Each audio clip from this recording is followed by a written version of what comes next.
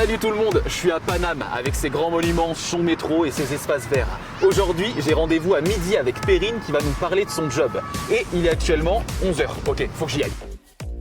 Bon, on y est. Et à pied parce que c'est important pour la planète. Aujourd'hui, on va rencontrer Perrine qui est chef de projet en agencement d'intérieur. Elle va nous parler de son métier et je suis sûr qu'elle va nous parler de savoir-faire, de belles matières, de projets haut de gamme. Mais bon, elle en parlera sûrement mieux que moi et je suis sûr à tous les coups qu'elle va me donner à 100% envie et à vous aussi. Allez, on y va. Alors...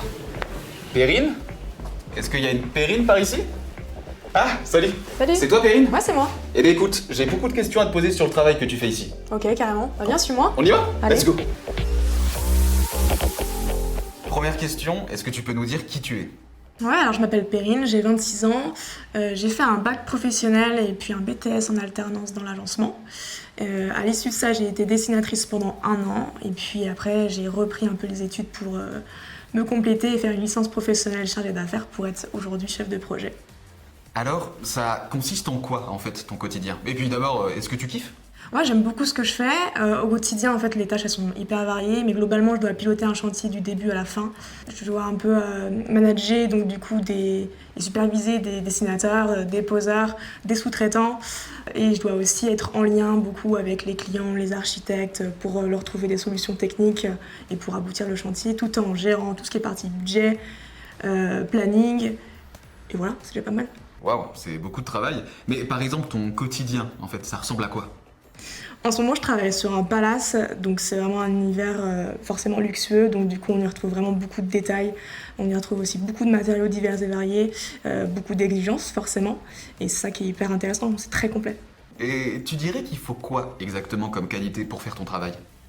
Comme qualité, je dirais qu'il faut être curieux, il faut quand même avoir des connaissances techniques, et puis il faut quand même aussi être exigeant, comme j'ai dit tout à l'heure. Waouh, mais ça a vraiment l'air trop bien quand on parle. Attends, juste dernière question. Si tu pouvais me donner 3 bonnes raisons pour me convaincre, disons, de devenir chef de projet en agencement d'intérieur, ce serait quoi ? Je dirais déjà, premièrement, t'es quand même l'ambassadeur de toute la partie connaissances techniques en France. En plus de ça, tu vois un projet du début à la fin, donc c'est juste hyper valorisant. Et dernier point, tu crées quand même différents univers et ça en fait en profiter à tout le monde, même du monde entier. Ah ouais, tu m'étonnes. En tout cas, moi, tu m'as donné envie, c'est sûr. Merci beaucoup, Perrine. Et puis, tu parles super bien de ton métier, donc c'est ultra agréable. Merci à toi.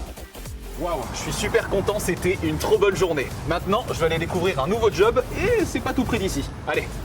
Non, avant ça, je vais même faire une petite balade romantique. On est à Paris quand même. Et vous, foncez sur ameublement.com pour en savoir plus sur tous les autres métiers de l'ameublement. Allez, ciao.